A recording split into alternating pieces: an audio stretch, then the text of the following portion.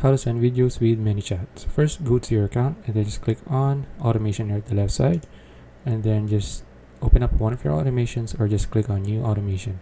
But since I already have my automation, so I'll just open up one of mine, and then I'll just click on edit automation. And then in order for you to send a video, you just need to have something like this, a send message box like this. And if you don't have one, you can just click on the plus icon here and then click on any of your channels. So for example, Instagram, and then you'll have a send message box like this. So let's say you've added your own send message box. You just need to click on the box, and then you just need to click on more here at the bottom, and then you can see the video option here. So just click on it, and then you will see another option for videos. So from here, you just need to click on it and then just upload your video here. And then so every time your automation has been triggered, they will send the video using this. Okay, so that's it.